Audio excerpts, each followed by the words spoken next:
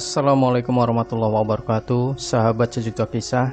Apa kabarnya Anda di hari ini? Mudah-mudahan selalu sehat dan selalu dalam lindungan Allah Subhanahu wa Ta'ala. Jumpa kembali bersama kami, channel yang setiap hari selalu menyuguhkan cerita-cerita misteri yang menarik untuk Anda simak. Kali ini kami akan berbagi sebuah kisah nyata misteri yang berjudul Kampung Demit. Ini kejadiannya sekitar tahun 2012-an, waktu aku masih SMA. Jadi aku waktu SMA itu punya geng-geng gitu ya. Ya biasalah, kayak rombongan-rombongan yang lain, sukanya ngumpul. Dan kebetulan waktu itu lagi nggak ada guru.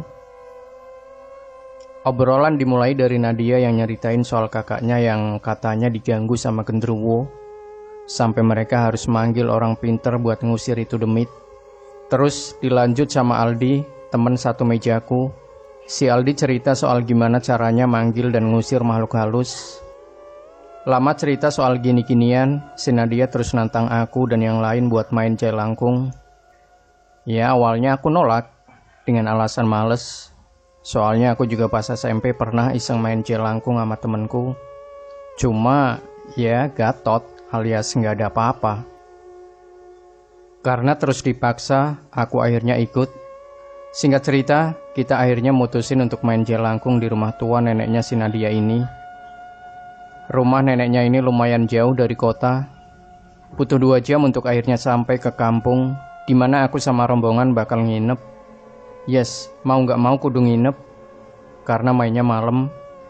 BTW, kita sendiri ada 6 orang termasuk aku, 4 cowok dan 2 cewek.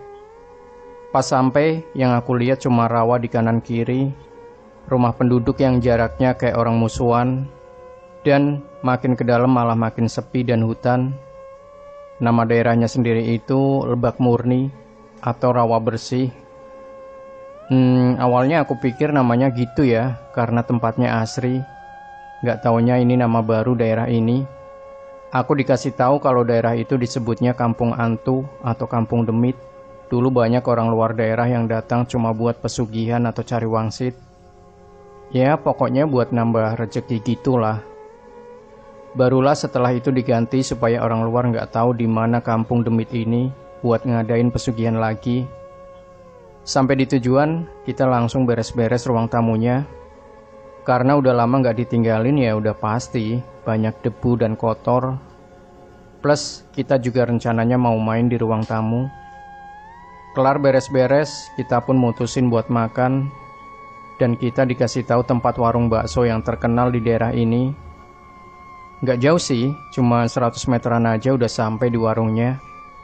Pas sampai, mataku langsung tertuju ke nama warungnya, Bakso Setan. Pedes nih pasti, pikirku waktu itu. Nggak banyak mikir, kita pun masuk serombongan dan mulai mesen. Dan bener saja, emang bakso spesialis pedes-pedesan. Bakso pun sampai di meja. Awalnya nggak ngerasa ada yang aneh. Cuma pas aku sama teman-temanku lagi sibuk ngeracik kuahnya, tiba-tiba dari arah dapur muncul sesosok berkain putih yang lengannya terikat satu badan. Ya, apalagi kalau bukan pocong. Kaget bukan kepalang, aku pun noleh pura-pura nggak lihat. Si pocong mulai gerak dan mendekat ke arah temanku dan berdiri di sampingnya. Terus nunduk dan ngeludahin baksonya. Dan aku cuma diam ngeliatin. Kelar kagetnya? Tentu tidak. Kali ini muncul pocong-pocong yang lain. Entah ada berapa banyak. Iya kali aku nggak ngitung ya. Yang jelas mereka berdiri di samping orang yang makan. Dan satu persatu mereka nunduk dan ngeludah ke mangkok orang yang lagi makan. Dan tepat di sebelahku udah berdiri pocong yang siap nunduk. Karena gak mungkin aku buang, ya akhirnya aku teriak ke abangnya dan minta dibungkus aja. Waktu baksoku dibawa abangnya, besar harapanku si Poci ikut pergi juga.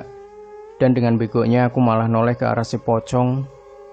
Yap, terang aja si pocong menghadap ke arahku, menatap ke arahku dengan muka hitam dan bola mata yang kayak mau keluar. Dan aku langsung malingin muka dan nyuruh teman-temanku untuk cepat-cepat makan. Kelar makan aku buru-buru ajak mereka pulang. Selama di jalan aku cuma diam. Pas sampainya di rumah, langsung aku buang itu bakso. dan masuk ke dalam. Ngelihat aku kayak gitu, sontak temanku nanya, "Kenapa sih kamu?" Si Aldi nanya. Awalnya aku gak mau ngasih tahu karena takutnya bikin mereka parno. Cuma ya daripada aku nyimpen sendiri, mending aku ceritain. Tahu gak itu kenapa bakso kalian bisa sepedes itu? Aku tanya ke mereka, "Kenapa emang?"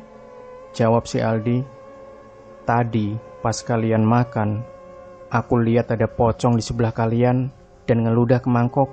Terangku. "Ah gila kamu, gak ada." Jawab si Aldi gak percaya. Karena gak mau repot ya aku jawab aja, "Terserah kamu lah." Teng. Malam pun tiba dan ritual pun dimulai. Dimulai dari si Aldi yang ngeluarin barangnya satu persatu. Dari boneka batok kelapa yang badannya dari kayu, dan di ujung kakinya ada bulatan kaca kecil gitu. Terus papan huruf kayak Ouija gitu sebagai media komunikasinya. Dilanjut dengan lilin, bunga yang udah dipotong kecil-kecil, entah itu bunga apa. Dan ritual pun dimulai. Pertama kita berenam duduk berhadapan sampai membentuk lingkaran. Lilin yang dibakar dan dibuat melingkar juga, dan daun yang disiram pakai air, entah air apa itu. Yang jelas wangi bunganya kecium. Setelah persiapan selesai, si Aldi mulai baca mantra kayak biasa. Jelangkung, jelangkung, di sini ada pesta, pesta kecil-kecilan, datang tak dijemput dan pulang tak diantar, sebanyak 7 kali, dan dilanjutkan dengan bacaan entah dalam bahasa apa dilafalkan oleh Aldi. Beberapa menit aku nunggu, masih belum ada apa-apa. Sampai 15 menit, kita sama-sama megang bonekanya dan mulai bosan. Sampai akhirnya si Nadia ngelepasin tangannya yang udah pegel, dan diikuti aku dan yang lainnya. Kayaknya gagal lagi, timpalku. "Au ah, aku mau boker dulu," ucap si Aldi.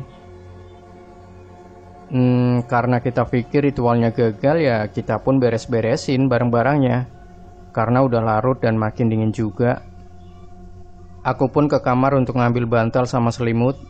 Karena emang kita tidurnya rame-rame di ruang tamu. Malam makin larut dan kita juga belum tidur. Dan tiba-tiba aja, "Wah rame ya," ucap si Nadia. Karena heran kita berlima saling tengok. "Gak ngajak-ngajak ya kalian? Dari siang saya liatin." Dan yap, dari situ aku sama yang lain tahu kalau si Nadia lagi kesurupan. "Ngapain kalian manggil? Ada pesta apa memang? Kenapa gak ada makanan? Apa kalian mau bakso saya lagi?" Karena kita takut kenapa-kenapa, jadilah si Aldi keluar untuk nyari bantuan. Sedang kita berlima coba megangin Nadia yang lompat-lompat sambil ketawa-ketawa. Aku sendiri sebenarnya udah lemes banget. Cuman dikuat-kuatin sampai si Aldi balik ngajak orang. Dan gak lama si Nadia noleh ke arahku dan ngomong, "Kamu, kenapa kamu buang baksonya? Tahu gak kamu susahnya tuan saya buat itu? Mau kamu jadi kayak saya?" Dengar kayak gitu aku cuma diam sambil nutupin mulut si Nadia supaya nggak ngomong lagi. Dan sampai akhirnya si Aldi balik ngajak tetangga sebelah. Dan kita pun disuruh buat bacain ayat kursi ke telinganya Nadia. Dan si Nadia sendiri mulai berhenti lompat dan jatuh pingsan. Dan nggak lama dari situ kita diajak buat nginep di rumah Ustadz di sana. Besok paginya kita langsung buru beres dan langsung cabut dari kampung itu. Dan sampai sekarang nggak pernah balik lagi ke sana. Demikian sahabat Sejuta Kisah. Jangan lupa berikan komentar Anda, like, share video ini, subscribe channel Sejuta Kisah, dan kembali nantikan cerita-cerita misteri terbaru dari kami. Wassalamualaikum warahmatullahi wabarakatuh.